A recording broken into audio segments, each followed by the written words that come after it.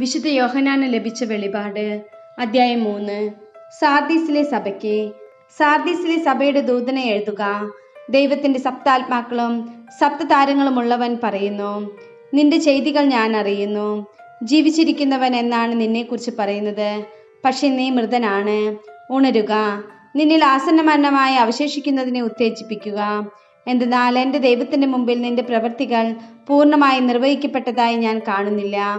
അതുകൊണ്ട് നീ സ്വീകരിച്ചതും കേട്ടതും എന്തെന്നനുസ്മരിച്ച് അത് കാത്തു സൂക്ഷിക്കുകയും അനുദപിക്കുകയും ചെയ്യുക. നീ ഉണരുന്നില്ലെങ്കിൽ ഞാൻ കള്ളനെ പോലെ വരും. ഏത് സമയത്താണ് ഞാൻ നിന്നെ പിടികൂടുകയെന്ന് നീ അറിയുകയില്ല. എന്നാൽ വസ്ത്രങ്ങൾ മലിനമാക്കിയിട്ടില്ലാത്തവരായി കുറെ പേർ സാർദീസിൽ നിനക്കുണ്ട്. അവർ ധവളവസ്ത്രധാരികളായ എൻ്റെ കൂടെ നടക്കും. അവർ അതിന് യോഗ്യരാണ്. വിജയം വരിക്കുന്നവനെ വെള്ളവസ്ത്രം ധരിപ്പിക്കും. ജീവന്റെ പുസ്തകത്തിൽ നിന്ന് അവന്റെ നാമം ഒരിക്കലും ഞാൻ മായ്ച്ചു കളയുകയില്ല. എൻ്റെ പിതാവിൻ്റെയും അവിടുത്തെ ദൂതന്മാരുടെയും സന്നിധിയിൽ അവന്റെ നാമം ഞാൻ ഏറ്റുപറയും. ആത്മാവ് സഭകളോട് പറയുന്നത് എന്തെന്ന് ചെവിയുള്ളവൻ കേൾക്കട്ടെ. ഫിലദെൽഫിയയിലെ സഭയ്ക്ക്. ഫിലദെൽഫിയയിലെ സഭയുടെ ദൂതനെ എഴുതുക. പരിശുദ്ധനും സത്യവാനും ദാവീദിന്റെ താക്കോൽ കൈവശമുള്ളവനും മറ്റാർക്കും അടയ്ക്കാൻ കഴിയാത്തവണ്ണം തുറക്കുന്നവനും മറ്റാർക്കും തുറക്കാൻ കഴിയാത്ത വിധം അടയ്ക്കുന്നവനുമായവൻ പറയുന്നു, നിന്റെ പ്രവൃത്തികൾ ഞാൻ അറിയുന്നു.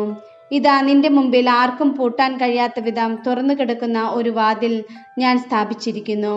നിന്റെ ശക്തി പരിമിതമാണ്, എങ്കിലും നീ എൻ്റെ വചനം കാത്തു. എൻ്റെ നാമം നിഷേധിച്ചതുമില്ല.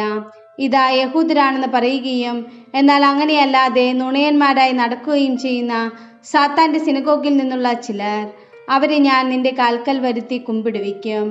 അങ്ങനെ ഞാൻ നിന്നെ സ്നേഹിച്ചുവെന്ന് അവർ ഗ്രഹിക്കും. സകല ഭൂവാസികളെയും പരിശോധിക്കാനായി ലോകത്തിലുണ്ടാകാനിരിക്കുന്ന പരീക്ഷണങ്ങളുടെ സമയത്ത് ഞാൻ നിന്നെ സംരക്ഷിക്കുകയും ചെയ്യും.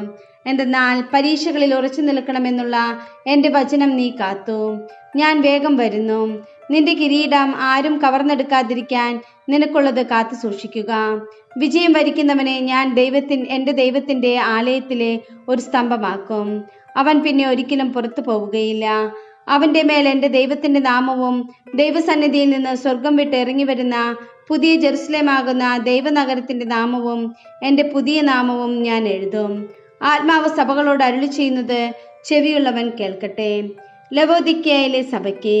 ലവോദിക്കയിലെ സഭയുടെ ദൂതനെ എഴുതുക.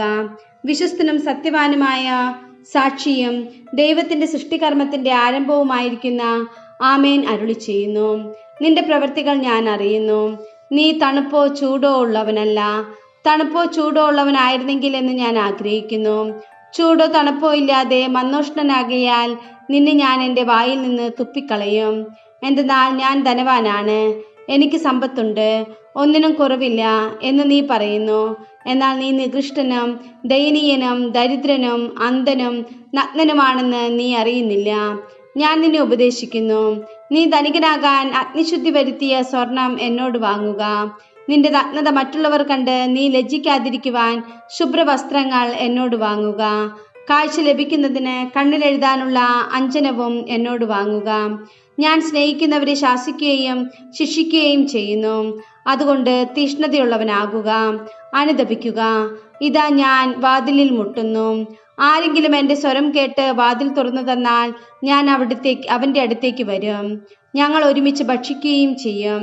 ഞാൻ വിജയം വരിച്ച് എൻ്റെ പിതാവിനോടൊത്ത് അവിടുത്തെ സിംഹാസനത്തിൽ ഇരിക്കുന്നത് പോലെ വിജയം വരിക്കുന്നവനെ എന്നോടൊത്ത് എൻ്റെ സിംഹാസനത്തിൽ ഞാൻ ഇരുത്തും. ആത്മാവ് സഭകളോട് അരുളി ചെയ്യുന്നത് എന്തെന്ന് ചെവിയുള്ളവൻ കേൾക്കട്ടെ.